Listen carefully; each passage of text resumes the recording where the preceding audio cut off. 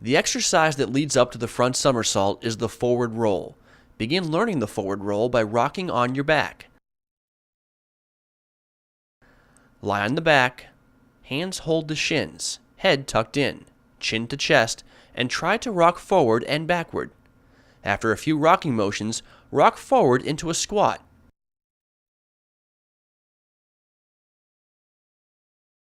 Yes, this is a simple exercise and surely won't give anybody any trouble. The next step is the forward roll from a supported squat. Hands flat on the floor, parallel to each other, head tucked in, chin to chest. This position is also called the supported tuck. Spotting for this exercise. With the far hand, hold the neck and pull the head down.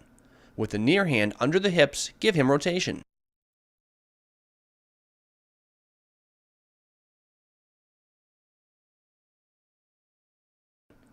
Once again, let's look at the spotting. With the far hand on the neck, pull the head down. With the near hand, hold under the hips and rotate him forward.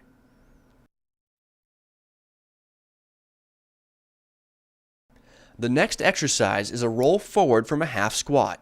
This is the full form of the forward roll.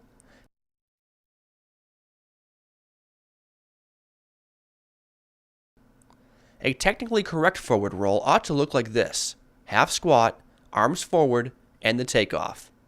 After the takeoff, extend the legs. Land in the supported squat and stand up.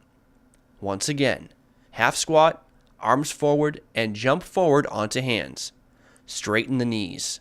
Land in the supported squat and stand up. Once again, notice that legs have to be completely straight in the knees and feet, with toes pointing down. At the instant when hips touch the floor, grab the shins to roll into the supported squat.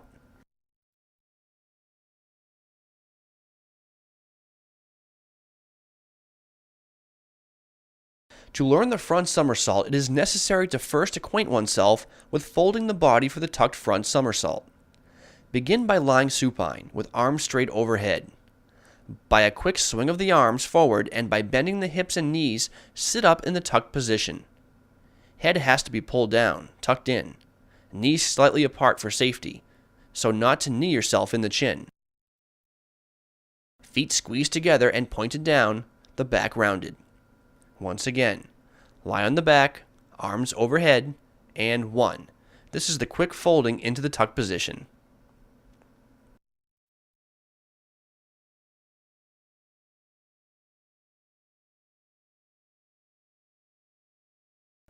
The first phase of the somersault is the takeoff, and now we will learn it.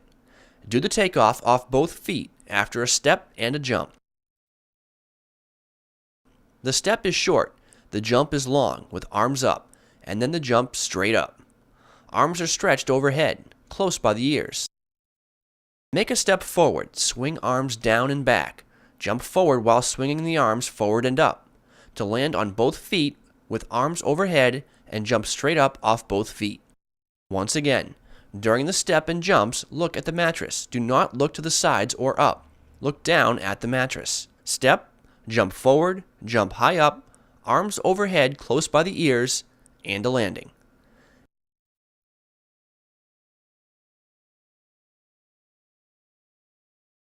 After the landing, try to stand balanced without turning. Landing turn means that arms were not working symmetrically. The other way of learning the takeoff is jumping onto an elevation. So, the same step, jump forward with arms overhead, and jump up to the elevation. Jumping up on the elevation, you should not bend the knees, so you know how high you have actually jumped. Someone who bends the knees in flight may jump low, but, thanks to bending the legs, still manage to land on top of the mattress. Once again, let's look. A jump and a landing on straight legs. During the jump, keep the arms up. During the landing, lower them sideways.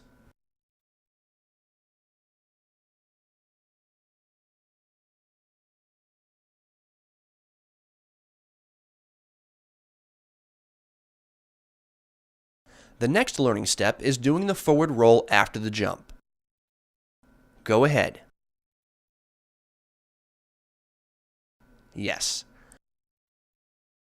We see that after the takeoff, legs remain extended until he rolls over his back and his hips touch the mattress. Then he tucks himself and grabs his shins. Once again.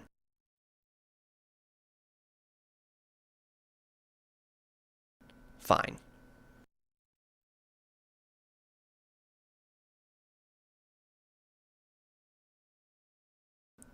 After learning the takeoff, the next step in learning the tucked front somersault is folding the body into the tuck.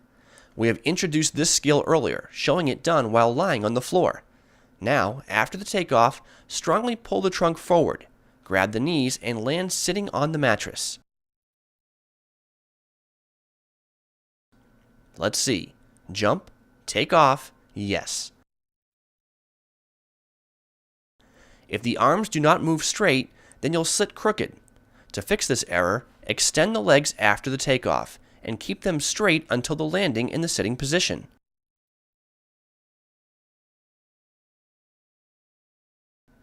The arms are kept overhead and you sit with arms up, like this.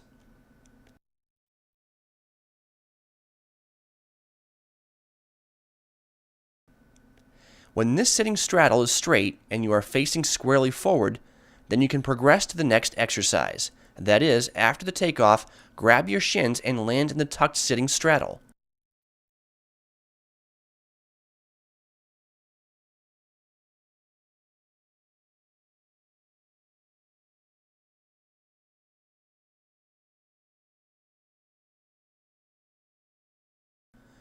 Position of the head, chin to chest. Feet turned slightly out. Knees apart for safety, so not to hit the chin or the nose.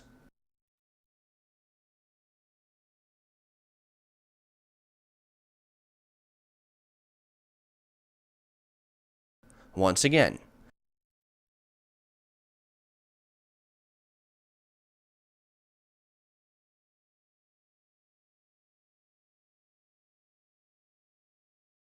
The same exercise, but do it higher. So to roll from this sitting tuck to a squat.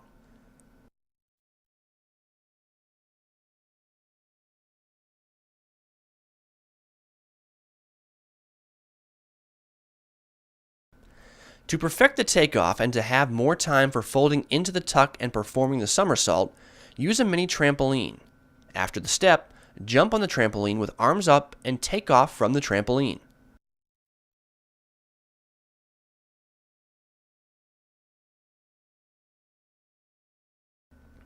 Spotting the somersault is done like this.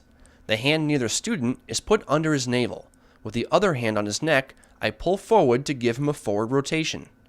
Once again, jump with arms up.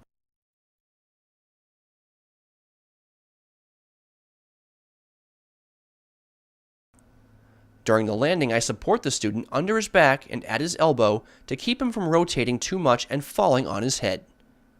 After the takeoff from the trampoline, smoothly sweep arms and the head down. The head leans forward, chin to chest until the landing, so not to hurt the neck in case of an accidental fall.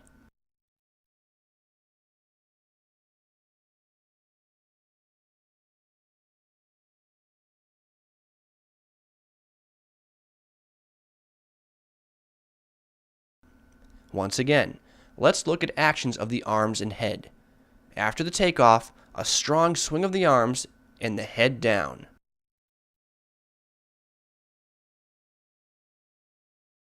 Yes.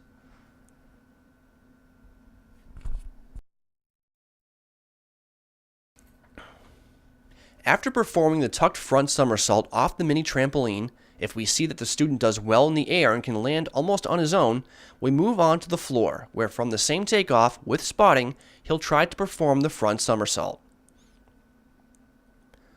During the pre-run, the whole time, look at the spot you'll take off from. After the takeoff, arms and head sweep down. Try to grab the knees in the air.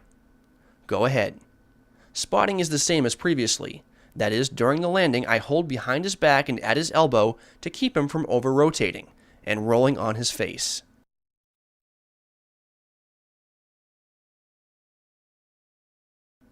During the takeoff, the near hand under the navel, the other hand behind the neck. Once again.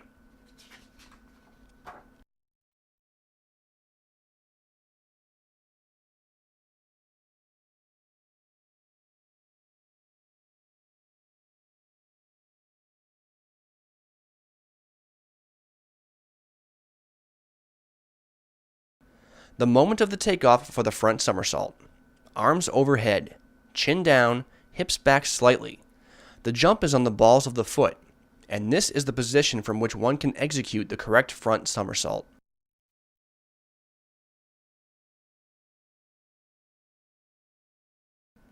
The essential points for the takeoff are position of hips in relation to the feet. If hips are slightly behind the feet during the takeoff, then the takeoff is up.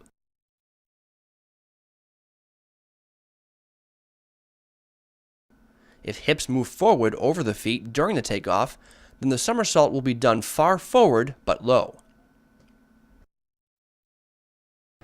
Once again, he jumps with feet slightly ahead of the hips, and the landing with spotting. Once again, we see that my colleague does not jump very high because his trunk leans forward. His feet are ahead of his hips, but the trunk leans forward. We tried to reach high with arms, and the somersault was higher right away. Once again, after the takeoff, you can't hesitate and delay tucking. You have to smoothly swing the arms and the head downward so not to cause suspending of the somersault.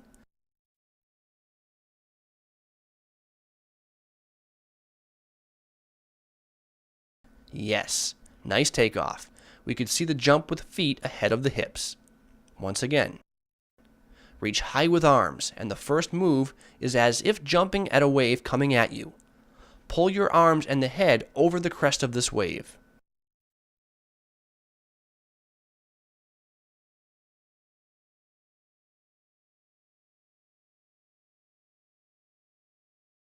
Suspending a somersault in the air happens when, after taking off, as you gain height, you delay or interrupt your rotation, so your trunk does not fold and you do not roll forward in the air. Then, most often, you end up head down because the head, trunk, and arms are heavier than the legs. Such a change of mind or an interruption of pulling forward with the head and arms, or even worse, the opening of the somersault and slowing down of rotation, may result in a fall and a hospital stay.